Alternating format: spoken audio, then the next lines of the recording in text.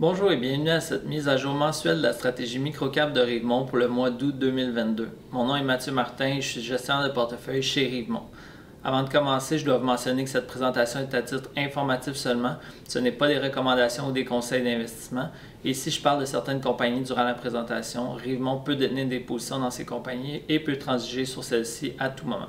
On va commencer comme à l'habitude par un portrait du fonds Rivemont Microcap à la fin du mois d'août 2022. Au niveau des actifs sous gestion, c'était 12 millions, similaire au mois dernier. Le rendement annualisé depuis le lancement du fonds est également similaire, en légère baisse par rapport au mois passé à 7,4 %. Et c'est dans le contexte d'un marché qui a été assez difficile au mois d'août dans les grandes capitalisations. Si on regarde par rapport aux indices, le fonds Rivemont Microcap a quand même eu une performance assez bien comparée au marché en général. Ensuite, au niveau des positions en portefeuille, le fonds est rendu à 24 positions, c'est en baisse de 2 par rapport au mois dernier. Je vais vous expliquer pourquoi sous peu. Et finalement, au niveau de la concentration, c'était 51 % qui était investi dans les 5 plus importantes positions. Donc, on va poursuivre justement sur le sujet de la concentration.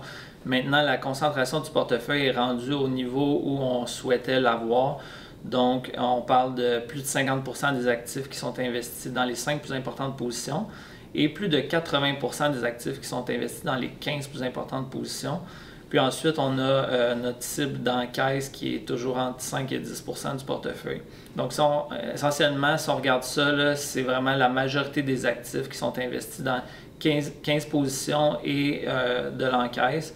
Et puis, on a 9 autres positions qui sont des petites positions de départ de 1 % ou moins du portefeuille, qui sont des positions qui vont être appelées éventuellement à soit disparaître du portefeuille ou on va les augmenter à une vraie taille de position si ces compagnies-là exécutent selon nos attentes. Ensuite, au mois d'août, on a initié une nouvelle position dans une compagnie privée. La compagnie s'appelle Rhétorique. C'est une compagnie qui vend des données à d'autres entreprises selon un modèle de revenus récurrents, selon un modèle d'abonnement. C'est une compagnie qui est vraiment super intéressante, une industrie qui est en forte croissance. La compagnie est en forte croissance également, 90 % de croissance de ses revenus dans la dernière année. L'équipe de direction très expérimentée, c'est des gens qui ont un historique de succès, qui ont déjà eu d'autres entreprises, qui ont vendu avec succès. Puis c'est également une opportunité qui nous a été présentée par quelqu'un dans l'équipe ici chez Rivemont. Donc on a une certaine proximité avec la compagnie qui a, disons, augmenté notre conviction d'investir dans cette entreprise-là.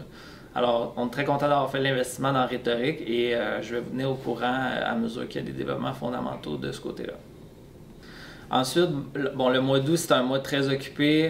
C'était la saison des résultats du deuxième trimestre. Donc, toutes les compagnies, pratiquement dans notre portefeuille, avaient des résultats financiers à publier. Et ce qu'on a fait, c'est un exercice qui n'est pas très scientifique, là, mais on a essayé de comparer les résultats qui ont été publiés par nos compagnies en portefeuille avec les attentes qu'on avait. Donc, notre modèle financier, puis juste le progrès fondamental qu'on s'attendait à avoir là, au niveau de ces compagnies-là. Et puis, on a essayé de classer, est-ce que les résultats étaient conformes à nos attentes ou est-ce que c'était meilleur ou pire que ce qu'on s'attendait?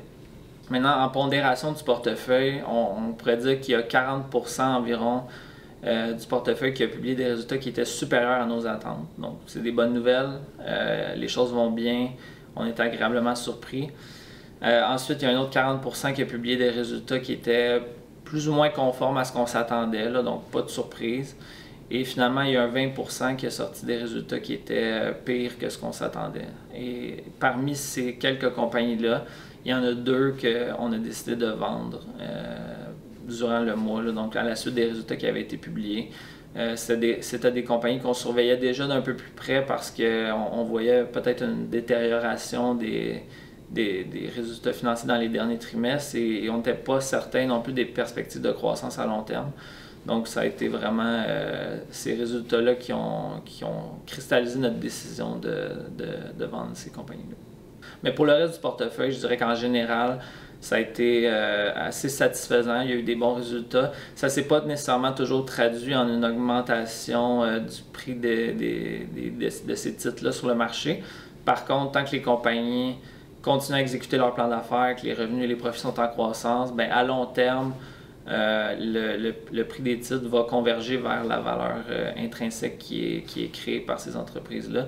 Donc, on n'est pas inquiet, on reste patient et tout va bien pour l'instant.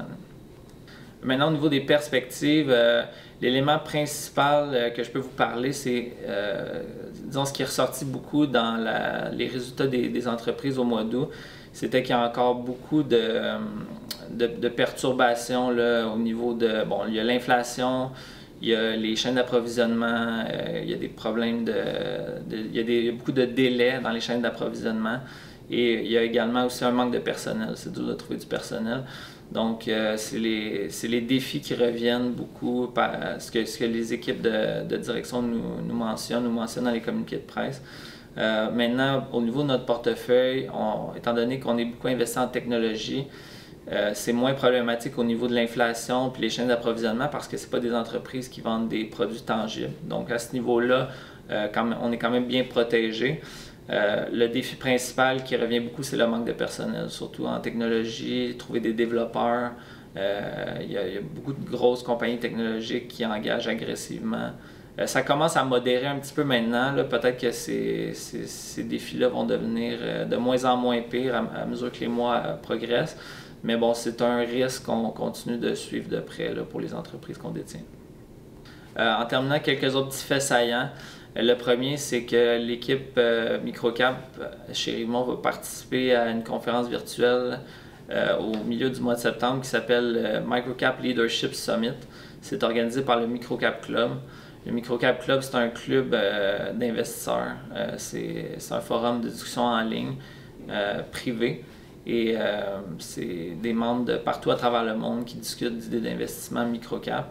Et le Microcap Club, pour sa conférence annuelle cette année, a décidé d'inviter 20 investisseurs, 20 membres du club qu'eux considèrent parmi les meilleurs investisseurs de microcap sur la planète, à venir présenter leur stratégie d'investissement ainsi qu'une idée d'investissement, disons leur meilleure idée d'investissement au prix actuel. Et j'ai eu la chance d'être sélectionné parmi ces 20 personnes-là.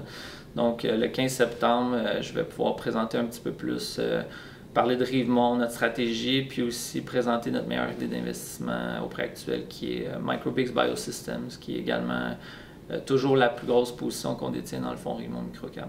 Donc, ça va donner un petit peu de visibilité à ce qu'on fait, ça devrait être intéressant. Ensuite, la semaine suivante, le 21 septembre, on organise un cocktail 5 à 7 Rivemont Microcap.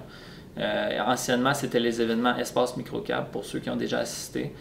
Ça passe maintenant sous la bannière Rivemont. Mais c'est le même concept. Essentiellement, ça commence à 17 h. On a une séance de réseautage.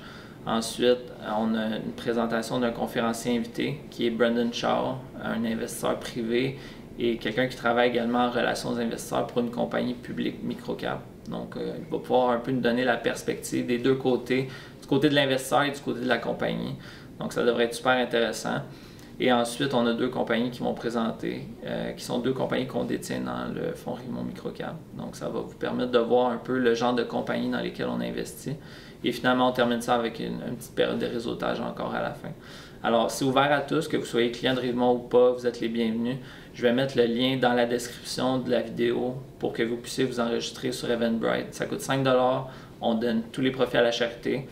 Et bon, c'est simplement pour que vous puissiez nous signifier que vous allez être là. Donc, vous inscrire sur Eventbrite si possible. Et bon, on espère vous voir en grand nombre. Alors voilà, c'est tout pour la mise à jour du mois d'août 2022. Je vous remercie de votre écoute. Vous pouvez visiter le site web rivemont.ca si vous avez des questions, si vous voulez avoir plus d'informations sur nos stratégies.